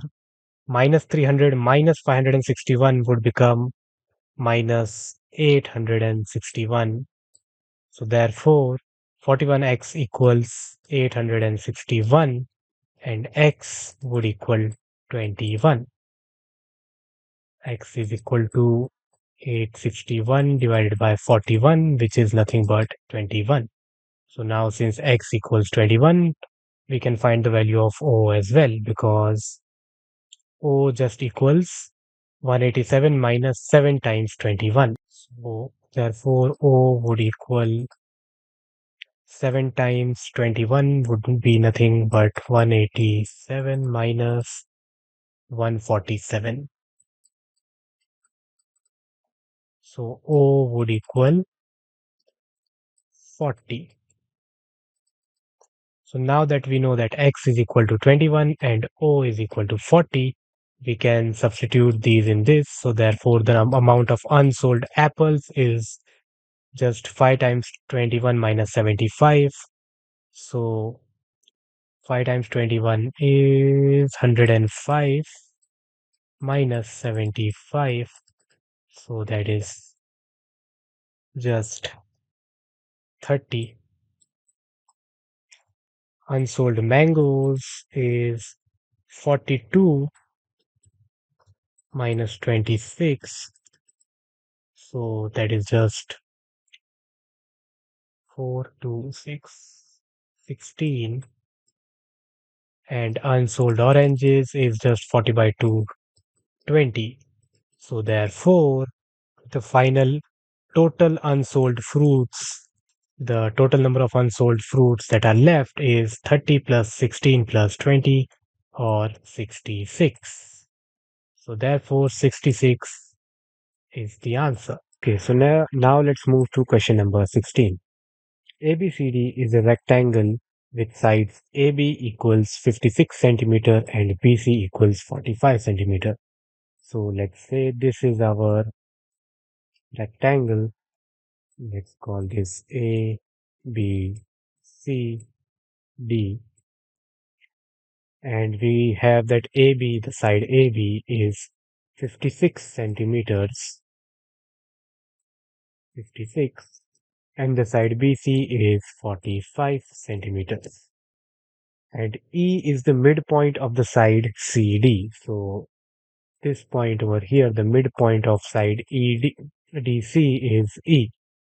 Then what the question is asking is then the length in centimeter of radius of the in circle of triangle ADE is. So the triangle ADE. So this is the triangle that we are talking about. So what is the radius of the in circle of this triangle? So in circle is a circle that is inscribed within this triangle. So what is the radius over here? This is the length that we are being asked about. So what is this R? So first of all, for this question, you should know that we have a simple formula for finding the in circle of any triangle. And especially if the triangle is a right angle triangle, the formula for the radius is just the addition of the sides. So AD and DE. So AD plus DE minus the length of the hypotenuse. So AE and divided by 2. So this is just the formula for the for the radius of the incircle of a right angled triangle. So using this formula, we know that AD is equal to BC as this is a rectangle. So that will be 45 plus DE would be half of 56 because it's the midpoint. So that's why this would be 28. And the hypotenuse is nothing but just the root over the squares of the other sides. So 45 squared plus 28 squared. All of this divided by 2. So when you solve this, what you get is 45 plus 28 is 73. Inside this, if we solve this, we'll get, 73. And inside this root, we'll get root over 2809. And that is nothing but 53 divided by 2. So 73 minus 53 is 20. 20 divided by 2 is 10. So therefore, 10 is the answer. So yeah, this 10 is the answer for question 16, not question 17. I'll just write it here to avoid confusion. 10 is the answer for this. Now coming to question number 17. If the equations x square plus mx plus 9 equals to 0, so this is one equation, x square plus nx plus 17 equals to 0, so this is the second equation, and x square plus m plus n x plus 35 equal to 0, so the third equation have a common negative root, then the value of 2m plus 3n is. So when we have three equations like this, and in terms of m and n, we can't solve any of these equations in particular because they have multiple variables, right? This is a quadratic equation in two variables, so we can't just solve this directly. But since we have three of the equations, what we can do is we can find the value of m in terms of x from this equation. We can find the value of n in terms of x from this equation and then substitute those values inside this equation. So we'll get an equation purely in terms of x, and then we can find the value of x. So since we do not have the space over here, let's quickly go to the notebook. So first it's m square plus mx plus 9 equals to 0. So mx equals to x square minus 9. So let's draw. Let's take a different color this time. So we have mx equals to minus x square minus 9. So minus x squared minus 9 upon x. So this can also be written as, since this x will cancel for this one, so we'll have minus x minus 9 upon x. And similarly, so this is m is equal to this, not mx. We'll drop this. And similarly, n is equal to, since these equations are of the similar form, we can just uh, assume that m would equal minus x minus 17 upon x. So because they are x square plus mx plus 9 and this is x square plus nx plus 17, so they are exactly of the same form. So that's why we have minus x minus 17 upon x. So now let's substitute this in the third equation. So we have x squared plus, so x squared plus m plus n. So we have in the bracket minus x minus 9 by x minus x minus 17 by x, everything multiplied with another x, and then plus 35 equals to 0. So this simplifies to x squared plus, you can have this minus x as minus 2x, and this minus minus would become minus 26 by x into x plus 35. So when we multiply this x, this is not x squared, this is just x. When we multiply this x inside, what we get is x squared. This also becomes x squared. So minus 2x squared. This becomes minus 26 plus 35 equals to 0.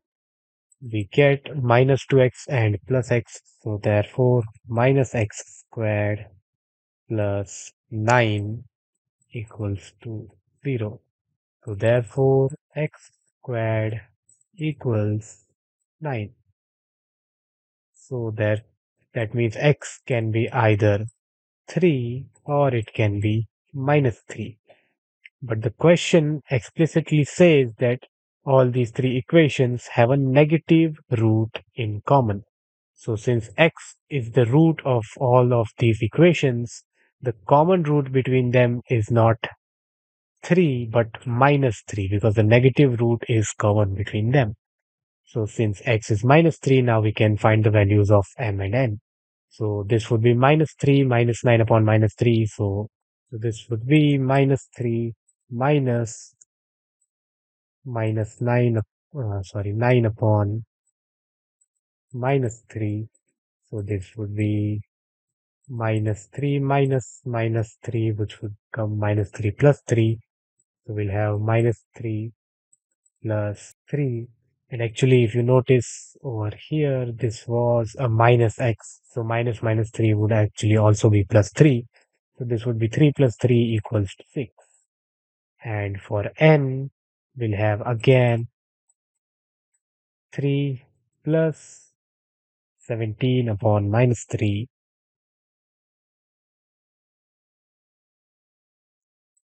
So 17 upon minus 3. So when we multiply both the sides with, so we can have this, so we can multiply this with a minus 3 to get, so we can multiply this with a minus 3 to get minus 9 by minus 3. So we multiplied this with a minus 3 by minus 3, and then we get minus 3 and plus 17 would just give you Sorry, this is also not plus, this is also minus. So this would just give you 26 upon minus 3, minus 26 upon minus 3. So you can just cut the minus over here and you get 26 upon 3. So now we know that n is 26 upon 3 and m is equal to 6. What we have to find is 2m plus 3n. So 2m is nothing but 12 plus 3n would be 26. 26. So therefore 2m plus 3m would equal 38. So question 17, the answer is 38. So how did we solve this? First, we tried to find a equation that was purely in terms of x, since we had three equations and we had three different variables.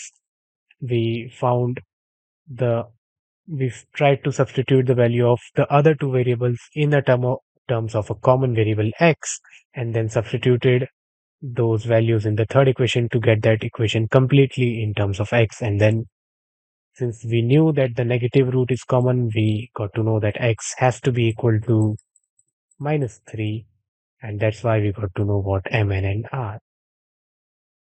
Now coming to question number 18. So question number 18 is, in September, the income of Kamal, Amal and Vimal are in the ratio 8 is to 6 is to 5. So let's just write that down. So let's say T is their total income. So this total income is something like 8x plus 6x plus 5x. So we don't know what x is, but since their incomes are in the ratio 8 is to 6 is to 5, the total income has to be 8x plus 6x plus 5x. So they rent a house together and Kamal pays 15% of the rent, Amal pays 12% of the rent, and Vimal pays 18% of the rent. Sorry, not 18% of the rent, but Kamal pays 18%, Amal pays 12%, and Vimal pays 18% of their incomes to cover for the total rent. So what that means is the total rent is covered when Kamal pays 15% of his income. So what is 15% of 8? It's 1.2. So 1.2x plus 12% of 6, which is 0.72x, and plus 18% of 5, which is 0.9x. So that means a total of 2.82x. So we know that the total rent that they are paying is 2.82x. Now in October, the house rent remains unchanged while their income increases by 10%, 12%, and 15% respectively. In October, the percentage of their total income that will be paid as house rent is nearest to what? So now in October, the house rent remains the same. The house rent is still 2.82x. But now what is their income? So in October, so total income in October, T of O, is now their incomes have increased respectively by 8%, 12%, and 15%. So the income of Kamal would become 8.8x. So a 10% increase plus 6.72x plus 5.75x.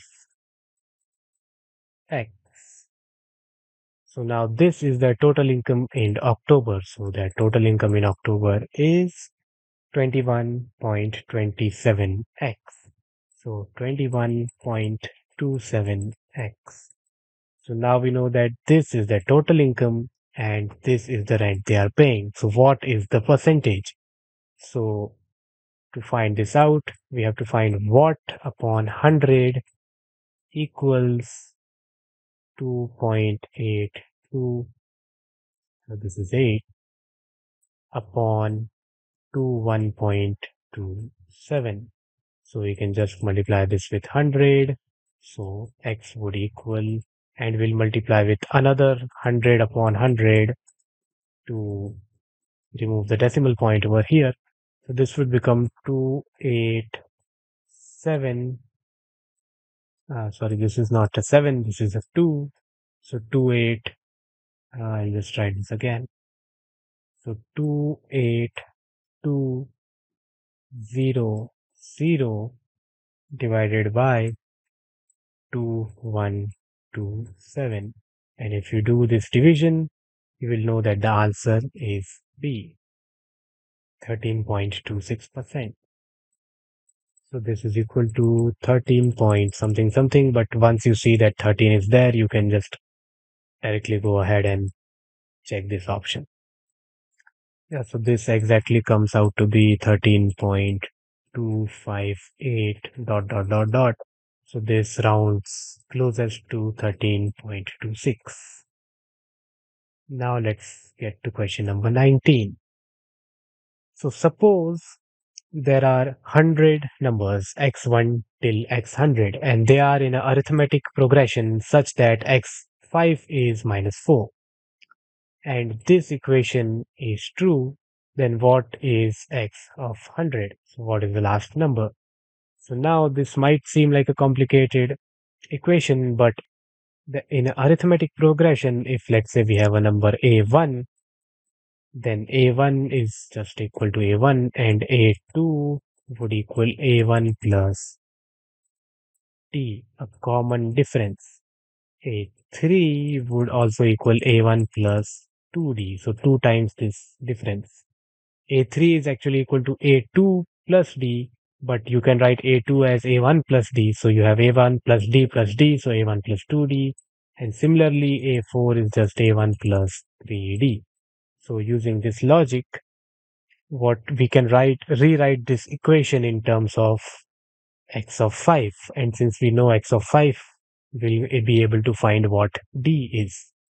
So this can become 2 into x6 would be x of 5 plus d plus 2 times x of 5 plus this one would become 9 minus 5, 4d. So x5 plus 4d equals to x11 is nothing but x5 plus 6d and plus x13 is nothing but x5 plus 13 is just 8d. So 13 minus 5, 8. So 8d. So now what we can do is just go ahead and simplify this. So we have 2 times x5 plus 2 times d plus 2 times x5 plus 8 times t equals to 2 times x5 plus 14 times t. So let's keep going. So we have 2, 2 and this 2 we can just cancel it out. So 2 times x5 would equal 2d, 8d, so 10d. So this becomes 4d. So that means since x5 is minus 4, we have 4d equals to minus 8 or d equals to minus 2. So now that we know d and we know x5, we can easily calculate x100. So x100 is nothing but x5 plus 95 times d. So this would be minus 4 plus 95 times minus 2, which is 9 minus 190. So this would become minus minus, so 100 and minus 194. So that's why D is the answer, minus 194. Next question. A glass is filled with milk. Two-thirds of its content is poured out and replaced with water. So a glass which was filled 100% with milk has two-thirds of its content. So two-thirds of the milk is poured out and then it is replaced with water. So if the glass was 100% in of the milk in the start, and when we uh, poured out two-thirds of it and replaced it with water, that means only one-third of the original 100% milk remains. So that means we have only 33.3% of the milk remaining after the first operation. Now, if this process of pouring out two-thirds of the content and replacing with water is repeated three more times, then the final ratio of milk to water in the glass is what? So that means that what it's essentially asking is we are doing the same process three more times. So let's do it. So we have 33.33% now, and then we replace it again with only one third. So after pouring two-thirds of this 33% milk out and replacing that with water, again only a third of this original milk will be left. So now only 11.11 dot dot dot dot. So this is dot dot dot, but we'll only consider till two decimal places since only two decimal places are here. So that is the accuracy that since that's enough accuracy for us. So percent, then we'll do it one more time. So 33.33 into one third. So this gives us 3.7 something something percent. And if we do this again, so 3.7 something something into 1 by third, we'll get 1.23 something something percent. So now finally, after all the operations, we only have 1.23% of milk left in the glass. But the question is, what is the ratio? So to find the ratio, what you do is you divide 100 by how much percentage of the milk is left.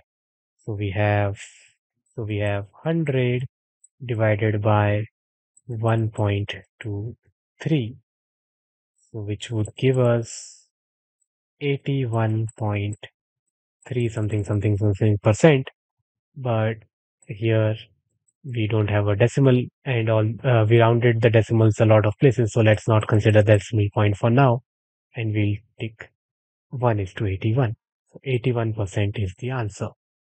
So after doing this pouring out of the contents, pouring out the two-thirds of the content and replacing it with water four times, we are only left out with 1 is to 83 of the original content. Now coming to question number 21. Two places A and B are 45 kilometers apart. So there is this place A and there is this place B, and they are 45 kilometers apart and connected by a straight road. Anil goes from A to B. Okay, so if this is A and this is B, there is a guy. Let's draw him in blue. So there is this Anil which is going from A to B, and Sunil is going from B to A. So let's make him in green. So this is Sunil and he's going from B to A. Starting at the same time, they cross each other in exactly 1 hour and 30 minutes. So that means that in 1 hour and 30 minutes, both of them must have had traveled 45 kilometers. So this is 45 kilometers combined, right? Because since they are 45 kilometers apart from each other when they start, if they have to meet, they have to cover a distance of 45 kilometers. So that means, let's say if the velocity of Anil is v of A and the velocity of Sunil is v of s, both of their velocities have to be. So velocity, what is velocity? Velocity is nothing but distance upon time, right? So overall, they covered 45 kilometers in 1.5 hours. So 1 hour 30 minutes is 1.5 hours. So that means their velocity has to be 30 kilometers per hour.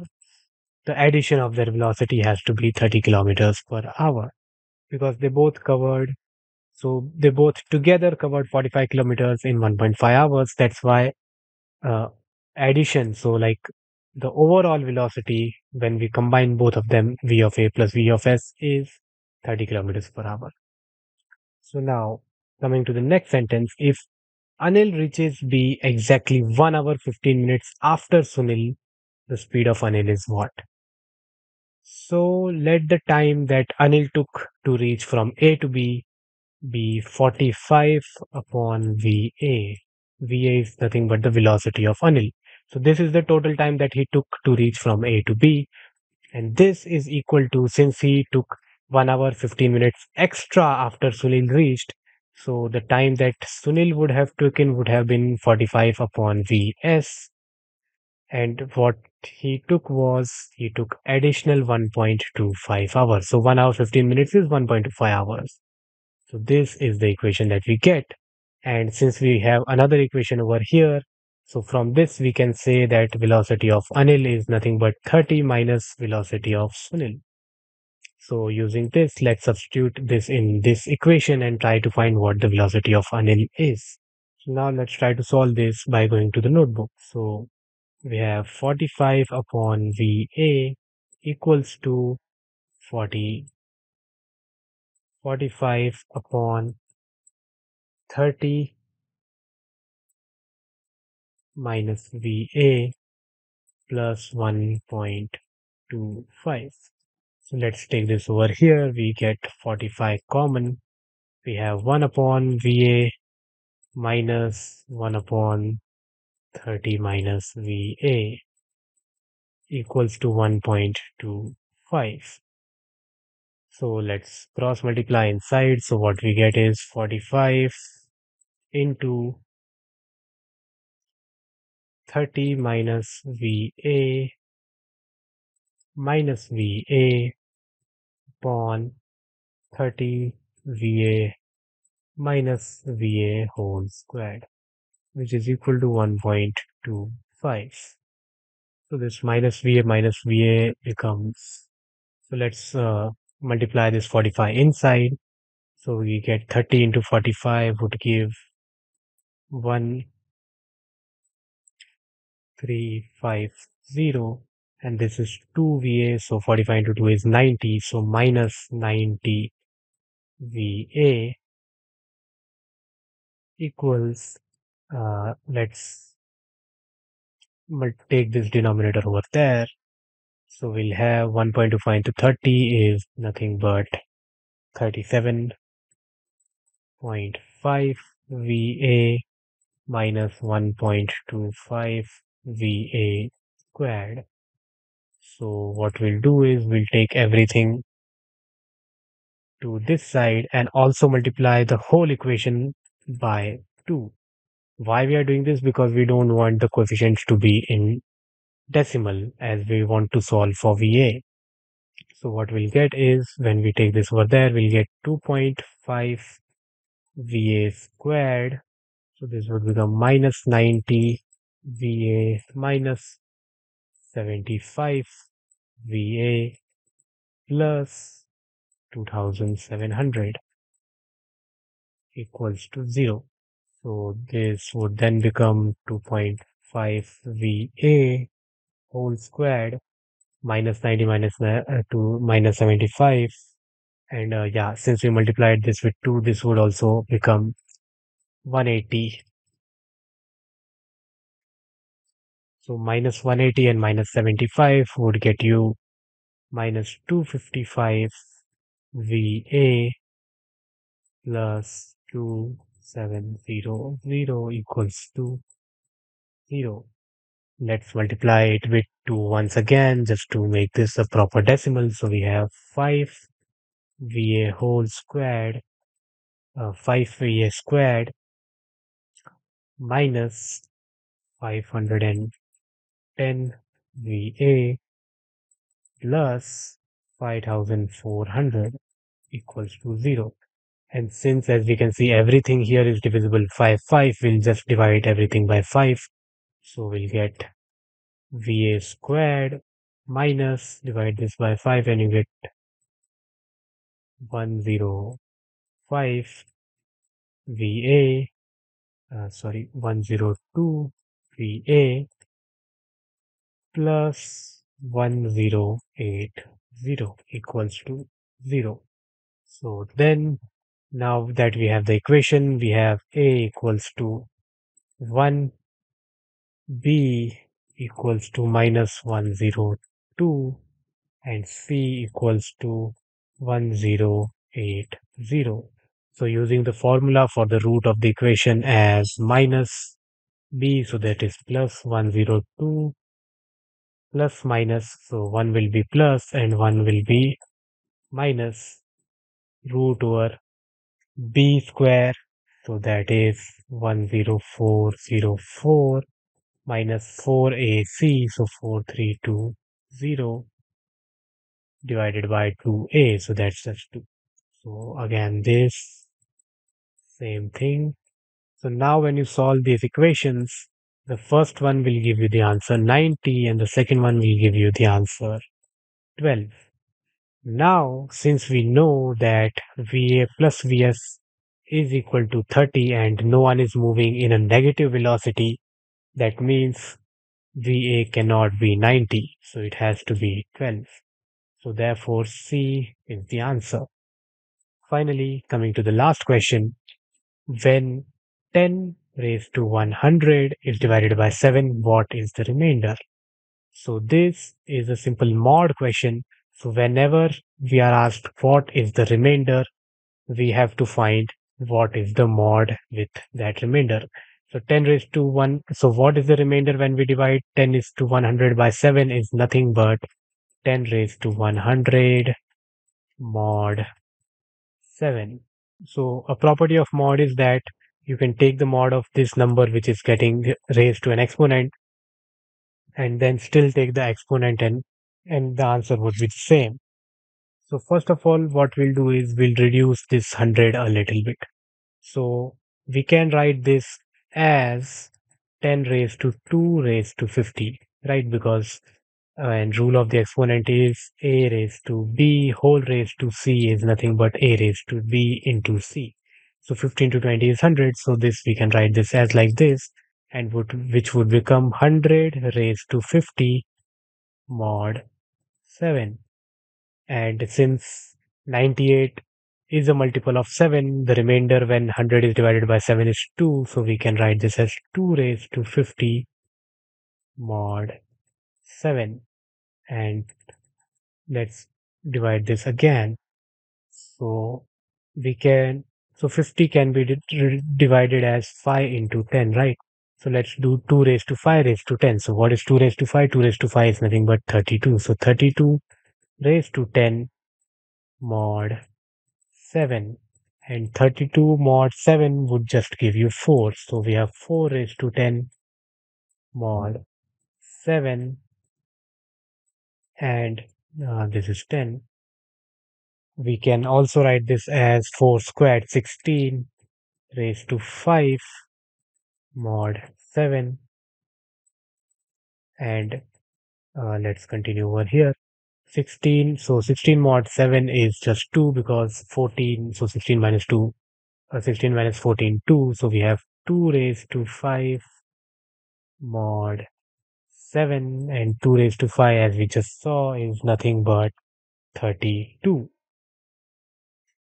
So 32 mod 7, and this is nothing but 4. So therefore 4 is the correct answer. So whenever you see questions which have a very high exponent and is related to remainders, you know that you have to use modular arithmetic to solve that question. So this completes our CAT Quant 2024 Slot 1 paper. So if you're also preparing for the CAT 2025 exam, don't forget to subscribe so you don't miss out on any updates, and thanks for watching.